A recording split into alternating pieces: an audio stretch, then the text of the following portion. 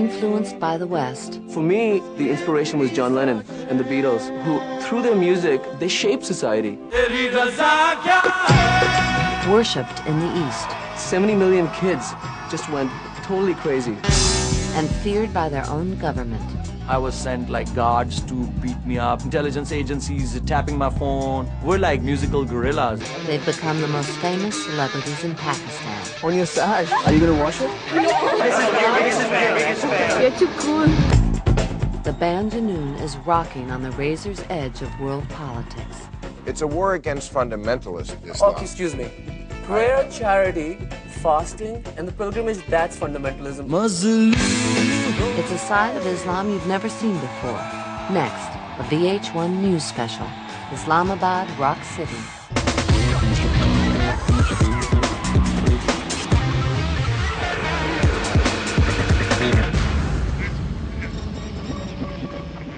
When you think of Pakistan, you may imagine bearded men bowing their heads in prayer and veiled women serving them. Or, in the light of recent events, you may hear the sounds of bombs dropping on neighboring Afghanistan and conjure up a nation of Islamic militants. Well, here's something that'll make you think twice about those stereotypes. It's the story of an unlikely rock band and how they've managed to transcend politics, culture, and religion, all in the name of music.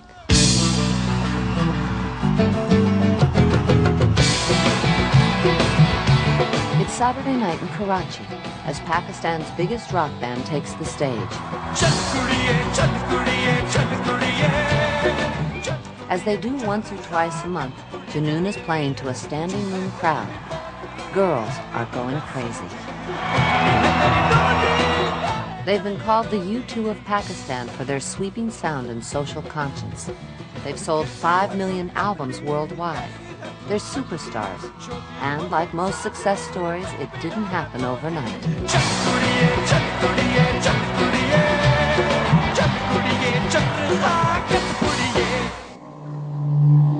There's a saying in Pakistan that mass murderers have more respect than musicians. When I was growing up, it was basically the days of martial law. Famous general Ziaullah came and he stopped any sort of creative, artistic sort of movement just to please the fundamentalists. It was kind of frustrating. Music of any sort was looked upon as something which was just not to be tolerated. And any gig you did, these guys would come, and in the name of religion, were just creating mass terror in the city.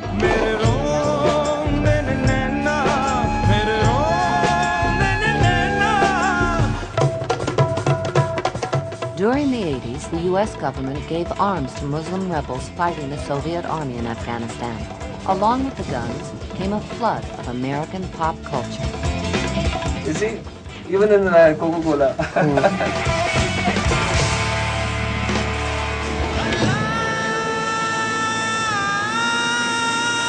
After the Soviet Union collapsed in 1991, America walked away from Afghanistan and Pakistan, leaving a legacy of violence, and many who felt betrayed by the West. Unbelievable. I mean, students were armed to the teeth with these automatic weapons.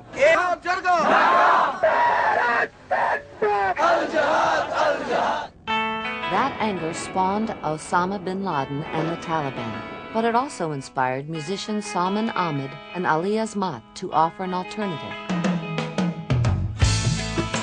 The first political statement that I made was that I got a rock band together. They called themselves Junoon, meaning passion.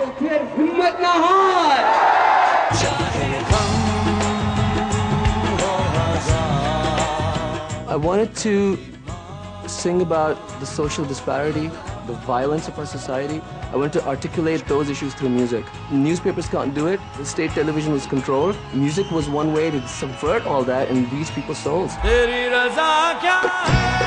Salman, who had lived in America as a teenager, asked his high school friend Brian O'Connell to come join Pakistan's one and only rock and roll band. And my life changed significantly back in 1991. I am proud to be an American, but I also love Pakistan. Gradually, Junoon built up a following with young Pakistanis, and by the mid-90s, they were playing to 25,000 fans in crowded arenas. There's some fans outside of Ali and Salman are in the corridor now. On your sash. Are you gonna wash it?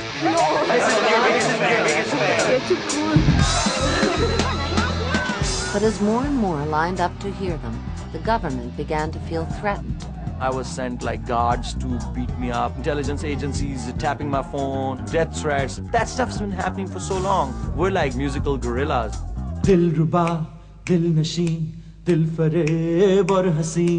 Salman wrote a song titled Ehtisab, which translates into accountability. And there was a video made for it as well.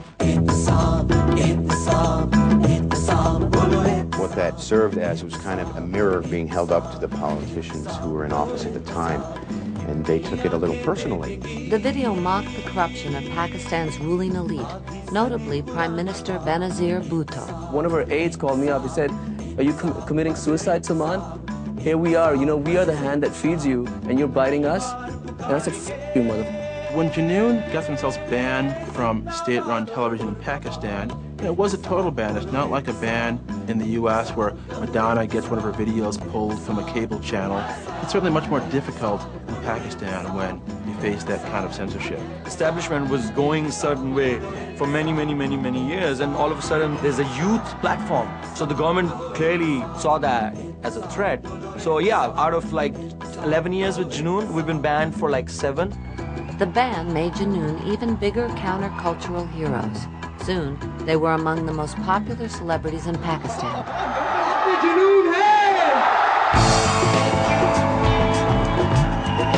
70 million kids just went totally crazy when they saw rock concerts starting to take place. When you're 20, 21 years old, and you have girls who are going crazy for you, you go through this sort of, I'm a god, you know, I'm a legend in my own mind sort of a thing. Junoon's message of peace and tolerance also resonated in neighboring India. But there was a problem. The two countries, mortal enemies for more than 50 years, were now pointing nuclear weapons at each other. We're gonna go to Delhi, so it's gonna be quite an interesting ride. The West and the East, and the twain shall never meet. Man, the government's gonna freak out, man, freak out! 1 foot in each country. Junoon's impact in India was so great that on the nation's 1998 V Music Awards, they beat out global superstars the Backstreet Boys and Prodigy for the Best International Group Award. And the winner is Junoon!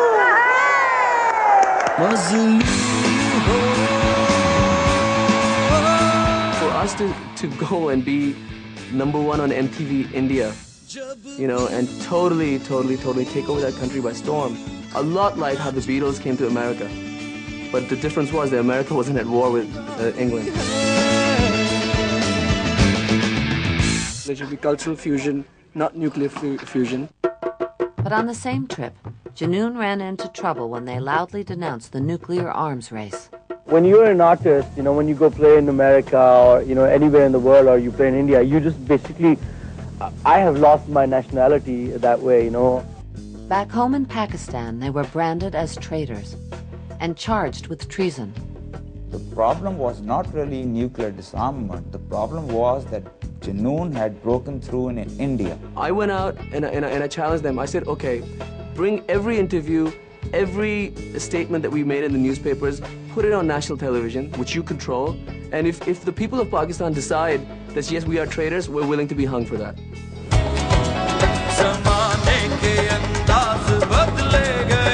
He wasn't very democratic, but his relatives liked Junoon's music, so he agreed to lift their radio, TV, and concert bans.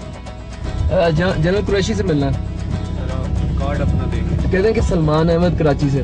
Ironically, the band dedicated to challenging authority suddenly had the ear of high-ranking government officials.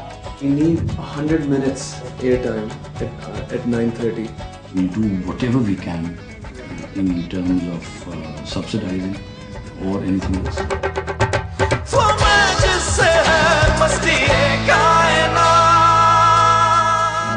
But after September 11th, being a rock star suddenly wasn't the best job to have in Pakistan.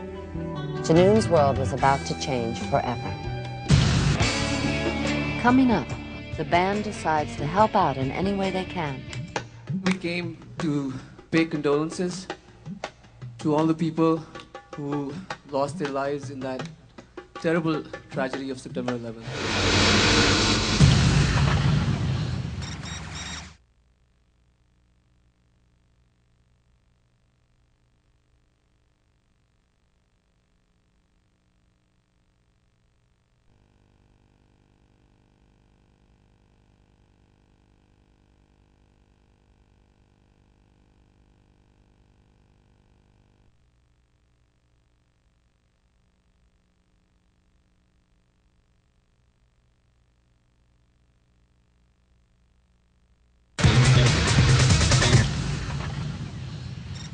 Junoon, the biggest rock band in South Asia, was devastated by the events of September 11th.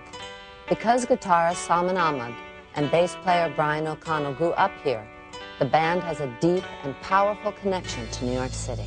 I was like speechless. I think, what am I supposed to say? The roots that I grew here were, I mean, so many great memories of, you know, going to Beatles Fest in New York City, going to the Village to buy bootlegs. New York City, I call it spiritual hometown. You know, the CBGBs, going to the Garden to see concerts, and, you know, the friends I have. I couldn't possibly grasp the idea that something of that magnitude could happen in New York.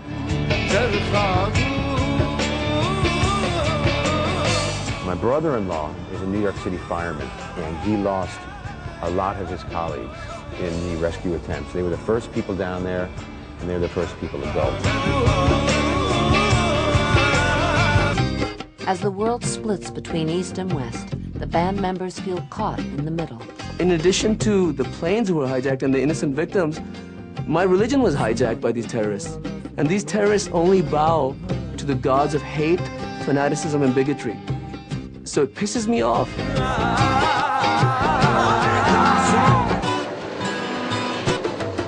We need to show to the world that Pakistan is not about religious fanaticism or fundamentalism. It's not like that. It's just the picture that you see.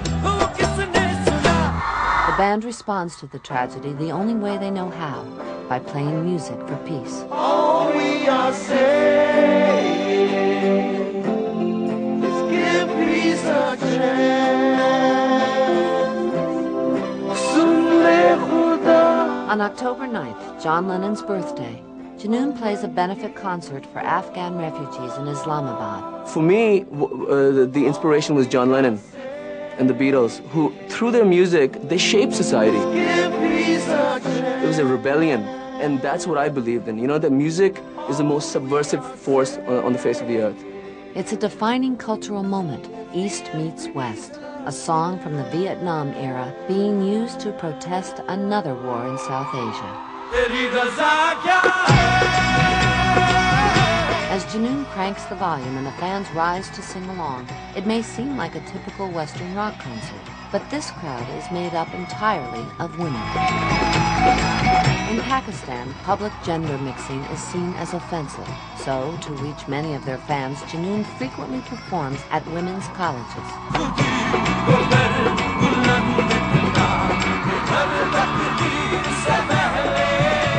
In a conservative culture, outward romantic expression is frowned upon. We have access because of our status. Thus, hey! Thank you. Thank you. The passion there, these chicks aren't about, you know, oops, I did it again. Their hearts and souls are resonating with much deeper issues. Achha, why do you think America is not liked by the rest of the world? Wajah kya hai iski? We feel for the people who died, but what about the other people? They don't think about others. All they think about is themselves. When the band decides to perform in New York to help the World Trade Center victims, many of their mainstream Muslim fans feel betrayed. I put up on my website that we're doing a fundraiser for the terrorist attacks in New York. And because of the hate crimes happening against Muslims, a lot of Junoonis were offended by the fact that why do you want to go and help them? There's death threats on the phone every once in a while.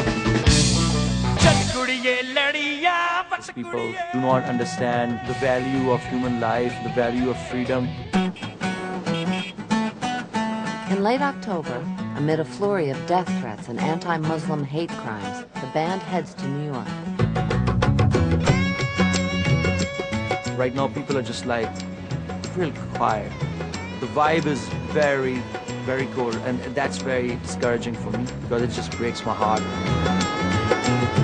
Once again, Junoon is caught in the middle, despising Osama bin Laden and the terrorists, but also resenting the way Muslims are portrayed in the American media. Not surprisingly, the outspoken Salman soon finds himself on TV defending his culture.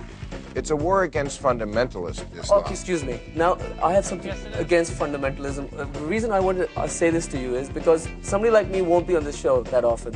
Prayer, charity, fasting, and the pilgrimage, that's fundamentalism. Okay, all right. I'm using it in the sense that we here in America think of Islamic fundamentalism, which is the portion of that religion which says fly planes into buildings, okay? And that's what I'm talking about. So you call it what you want. I admire him a lot for doing that show because obviously he was on with 4 Westerners. I believe Sal is delusional. I don't believe there's a big difference between moderates and extremists. Not in the Muslim world. Music can serve, as all art can, in a way to show people their commonality. Is it going to solve the problem? No. After holding it together all week, Junoon's emotions finally get the best of them at the World Trade Center benefit. Came to pay condolences to all the people who lost their lives in that terrible tragedy of September 11th. And I think in addition to that, this is a way to soothe our own wounds. We really have been torn apart watching this tragedy from 10,000 miles away. The song loosely translates into the line, ashes to ashes, dust to dust.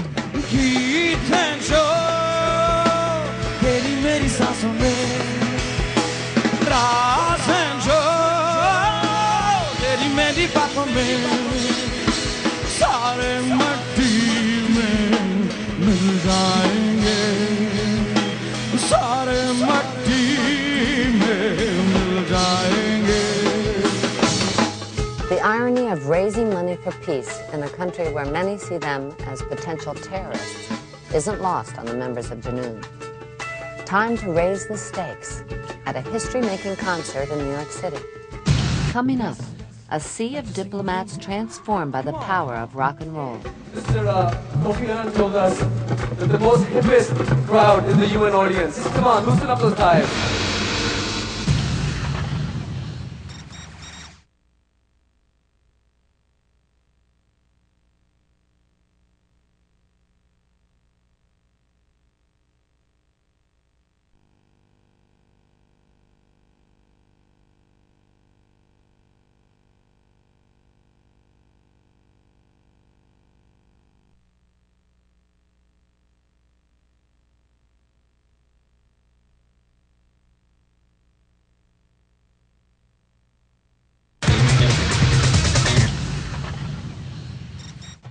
Success hasn't come easy for the Pakistani rock band Junoon. They've been criticized by Muslim fundamentalists for playing allegedly blasphemous music, and they've been banned twice by their own government for their views on corruption and nuclear disarmament. Despite all that, over the past decade, they've managed to build a global following. At a 1998 show in New York, thousands of fans mobbed the stage, turning Central Park into a temporary Pakistani village.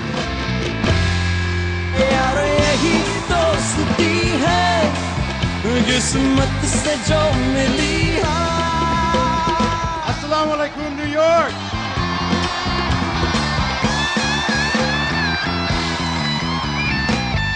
Pakistan represent every time. Peace. Peace. But after the events of September 11th, many in the West now view all Muslims with suspicion. Wait, let me get this right. You mean to tell me that terrorists are Muslims and Arabs? Well, yeah, that's who they are. Junoon decides to make an unprecedented statement of global unity by performing on the world's only truly neutral stage. The song is about love. I'm here at the UN on UN Day and gonna go meet Mr. Shashi Tharoor. On October 27th, they become the first rock band to play a concert at the UN General Assembly Hall. Shashi, is it true this is the first time there's a rock concert at the UN? First rock concert. This year, and we have to get used to some long-haired musicians playing loud rock. We are blessed in what we are about to see and hear this evening to mark the United Nations Day. Junoon brings its mystical Sufi vibrations to a crowd that could use a little loosening up. Like to sing with me? Come on! Mr. Kofi Annan told us that the most hippest crowd is the UN audience. You guys have a huge challenge. You have to loosen up your ties. Come on, loosen up those ties.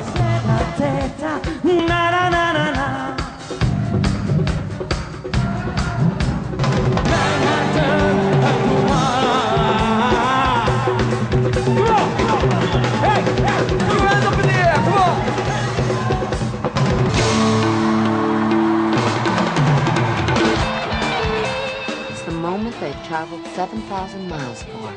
Hundreds of UN officials slowly lose their inhibitions and are transformed into Junoons. I don't think that in 54 years the General Assembly Hall has seen anything like this. Thank you to Junoon, and thank you all for coming. Have a great night, and let the message of peace go from here.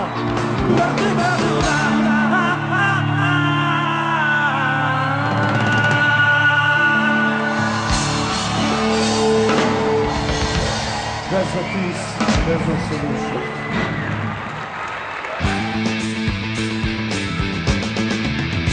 जब भूख